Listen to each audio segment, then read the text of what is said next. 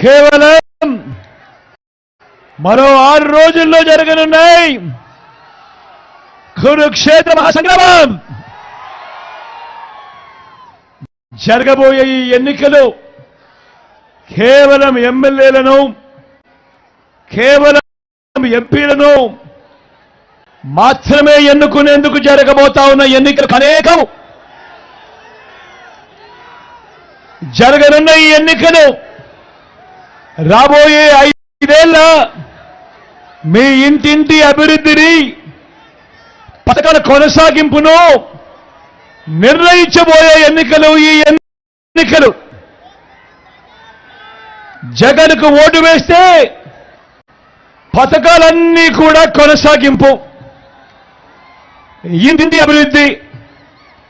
అదే పొరపాటున చంద్రబాబుకు ఓటు వేస్తే పథకాలన్నీ ముగింపు, మళ్ళీ మోసపోవటం. ఇదే మనకు చరిత్ర చెప్పిన సత్యం. ఇదే సాధ్యం కాని హామీలతో చంద్రబాబు ఇచ్చిన మేనిఫెస్టోకు అర్థం. మరోసారి చంద్రబాబు నాయుడు గారిని నమ్మడము అనంటే దాని అర్థం మళ్ళీ కొండ చిలువ నోట్లో తలబెట్టడమే అన్నది ప్రతి ఒక్కరూ కూడా గుర్తుపెట్టుకోమని కొడతా ఉన్నా.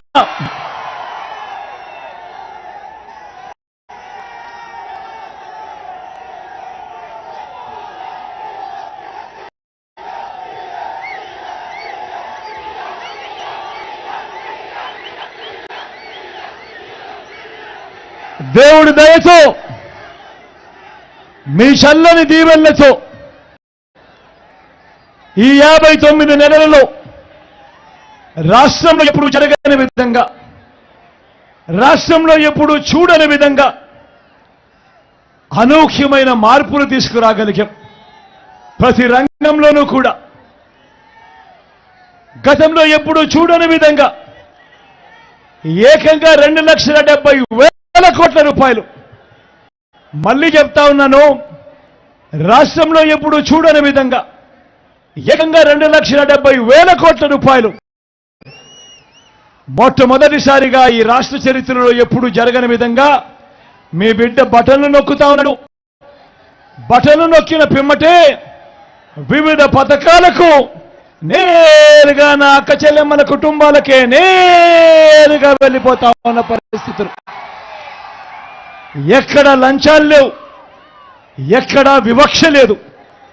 నా అక్క చెల్లెమ్మల కుటుంబాలకు మీ బిడ్డ బటన్ నొక్కడం, నేరుగా వెళ్ళిపోతా ఉన్న ఒక గొప్ప మార్పు ఈరోజు ఈ రాష్ట్రంలో కనిపిస్తా ఉంది. గతంలో ఎప్పుడు కూడా జరగలేదు. గతంలో ఎప్పుడు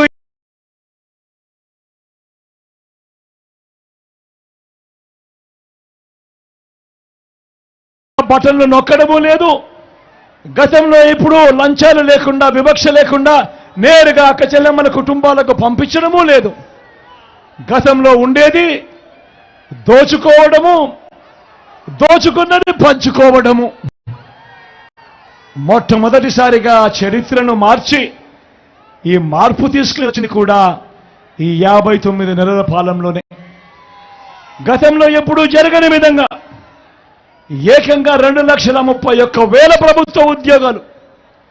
రాష్ట్రం ఏర్పడినప్పటి నుంచి మీ బిడ్డ అధికారంలో వచ్చేదాకా కూడా రాష్ట్రంలో ఉన్న ఉద్యోగాలు మొత్తం 4 లక్షలుంటే, మీ బిడ్డ అధికారంలోకి వచ్చిన తర్వాత ఈ 59 నెలల్లో ఇచ్చింది ఏకంగా మరో 2,31,000 ఉద్యోగాలు మీ బిడ్డ ఇచ్చాడు ఈ 59 నెలల కాలంలో. గతంలో ఎప్పుడూ జరగని విధంగా మేనిఫెస్టో అనే పదానికి మీ బిడ్డ విశ్వసనీయతను తీసుకొచ్చాడు. ఇంతకు ముందంతా మేనిఫెస్టో ఇచ్చేవాళ్ళు ఎన్నికలప్పుడు రంగురంగుల కాగితాలతో, అబద్ధాలకు రెక్కలు కట్టి రంగురంగుల కాగితాలతో మేనిఫెస్టో ఇచ్చేవాళ్ళు. ఎన్నికల్లో ప్రజలు మనకు ఓటు వేసిన తర్వాత ఆ మేనిఫెస్టోను చెత్తబుట్టలో వేసేవాళ్ళు. మళ్ళీ మేనిఫెస్టో జోలికి కూడా వెళ్లే పరిస్థితిని మీ బిడ్డ మొట్టమొదటిసారిగా మారుస్తూ ఏకంగా మేనిఫెస్టోలో